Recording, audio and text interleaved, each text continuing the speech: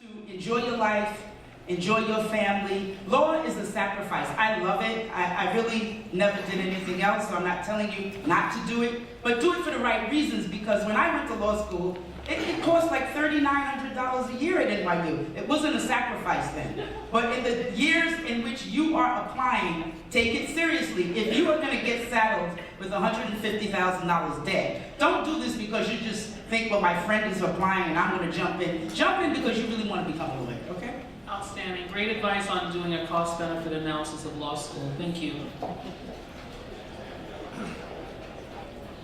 Hey, my name is Stefan, and I'm a student at Medgar College. I'm also a conscious hip-hop artist as well. I wanted to thank you all for coming out. This is very informative. But I wanted to ask, the criminal lawyer, I wanted to ask, does it get very dangerous at times with maybe clients threatening you if you don't win, etc.? And I also wanted to know if there's anybody that knows any trademark lawyers, because I've been looking for some as well. Thank you for your question on the dangers of doing criminal law and as well as trademark attorney referrals. Thank you so much. Hi, my name is Edwin. I'm studying political psychology at Yale. I wanted to find out how difficult or easy is it to transition from big law to in-house counsel or vice versa. Thank you. Thank you so much. Now we're going to allow our panelists to answer those questions. If you have a question on extra streams of income, extracurricular activities, and having work-life balance, international opportunities and internships, the dangers of criminal law practice, trademark attorney referrals, and I'm going to speak first because I have a hard stop in 1 minute for a conference call. I'm sorry, everyone.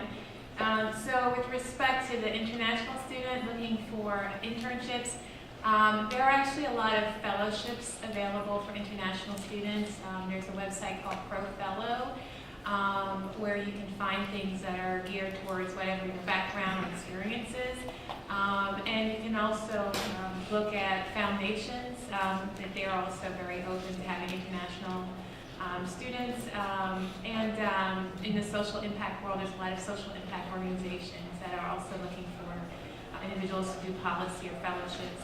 And then transitioning from the law firm to in-house, I don't know if easy is the right word or how hard or easy. There's an adjustment period. In any situation. There's a great book that I recommend to everyone. It's called The First 90 Days, which gives you some tools to really assimilate and get yourself up to speed and get some early wins when you transition to a new situation. You definitely become, it's definitely more of a being someone that gives strategic advice and not just solutions. You have to learn to work with the business team. You have to learn to be a yes person, so if there's an issue that's brought up, instead of saying you can't do it, you have to tell them how they can do it.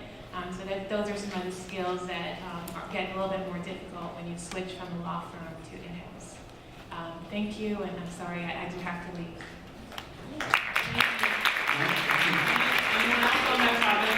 I can follow up on the transition from a law firm to an in-house position. I can tell you that generally an in-house position won't want to hire you straight out of law school because they think you don't know anything yet. And if they're going to pay you to be an in-house kind of day-to-day lawyer to handle that kind of work, they want you to have some proven experience first. So the way that it works for a lot of folks is when you transition in-house, you're actually transitioning to a company that you actually represented when you were at private practice or at a big law firm. That was the case for me.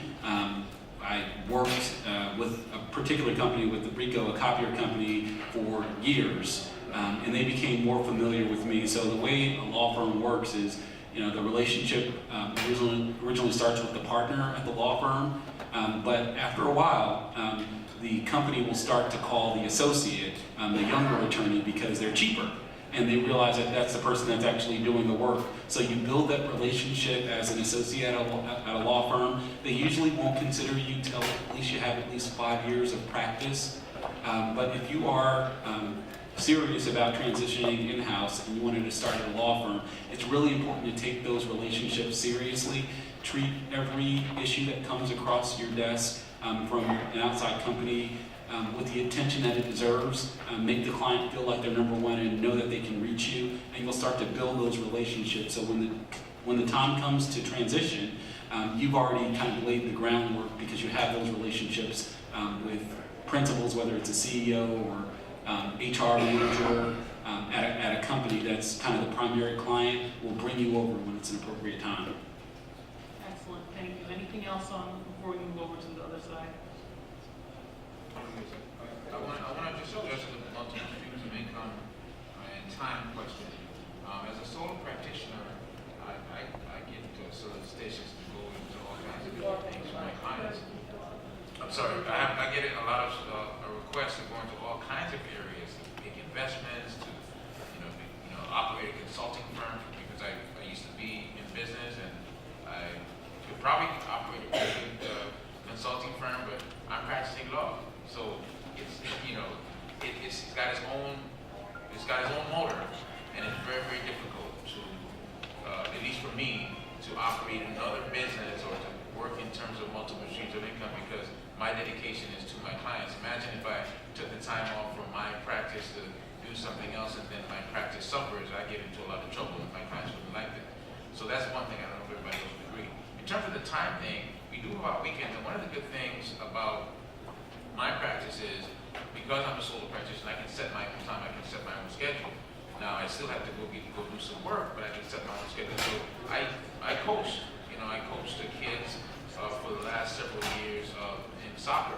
Every Saturday morning I would go to the park, and I didn't really have time for a lot of practicing, but I dedicate my time to the 14 to 16-year-old boys that were on my team, and that was extremely rewarding. So I think everybody here can probably attest to taking some time off and enjoying yourself in terms of what you do, and whether it be community service or anything extracurricular, because it does help in terms of all of the other challenges that we face, so you can actually enjoy some of your life. I just want to address two things. One, the multiple streams of income. When you're a lawyer, you're guided by a code of ethics, and essentially, when you sign your book, when you're sworn in as an attorney, they take you to this place and you have to sign this book. And everybody that's ever been admitted as an attorney has to sign that book too. And essentially, when you sign that book, you're agreeing to certain things. They can scrutinize almost any aspect of your life. Not paying your tax bill, lawsuits, investments, who you're friends with. So our restrictions are different from just a businessman who can make any decisions that he wants. We're guided by a code of ethics, and they can't really investigate everything. So we have to be very careful about that.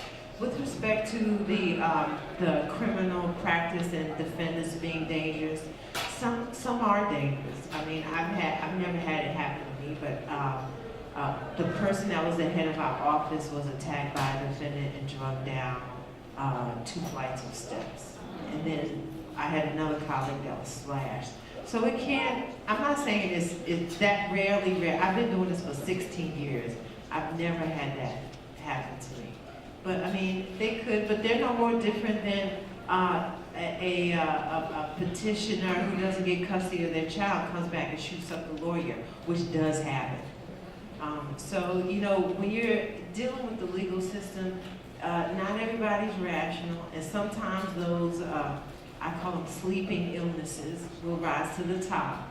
And it's in every profession. I mean, several attorneys were shot in the Midwest last year, and they weren't criminal attorneys, they were business attorneys, and something happened in a bankruptcy, and the guy came back and shot the attorney. So, it doesn't really matter. You're dealing with people that aren't always so there. So it's not particular to criminal work.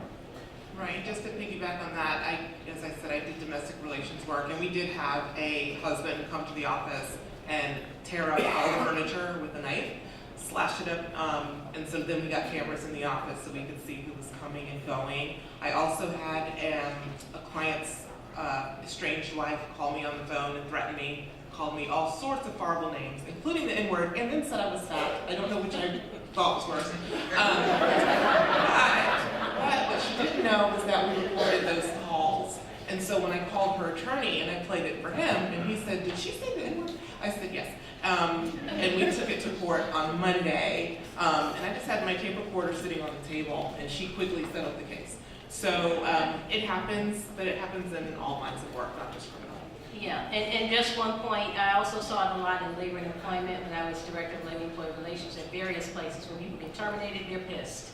And, you know, if they don't get the raise they think they deserve, they're upset. There have been numerous workplace shootings around the country. So you have to be really careful when you're in any of these areas. Make sure that you're meeting with people, you're walking with people. So yes, you have to be very careful. And then the multiple streams of income, I just wanted to give a different perspective because yes, we are advocates and many times you don't have time to do anything else other than, you know, your work-life balance stuff, which most of us make time for.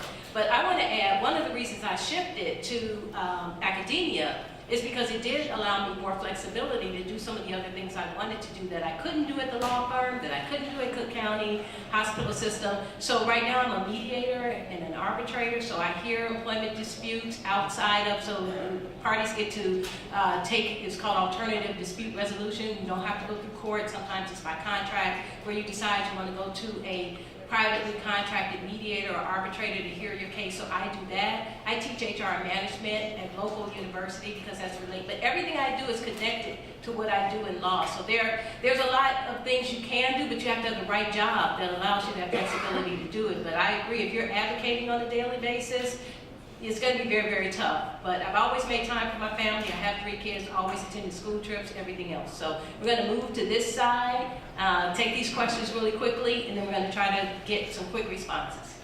Hello, so my name is Stephanie Arthur, and I'm a non-traditional applicant. And so my question is, I have a decade of corporate experience, but cost is now an issue in terms of, you know, pursuing law school.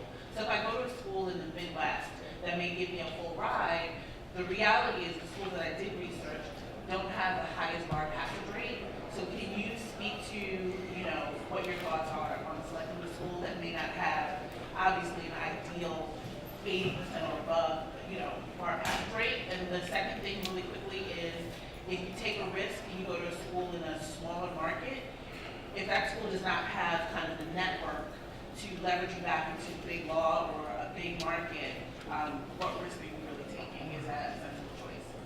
Okay, so making a difference between highly ranked schools with strong networks and high bar passage or high bar passage rates versus other schools that will give you more scholarship funds. How do you make that decision? Thank you so much. Yes, sir. Hello, my name is Ricardo Garcia. I'm also a non-traditional student. My question is in regards to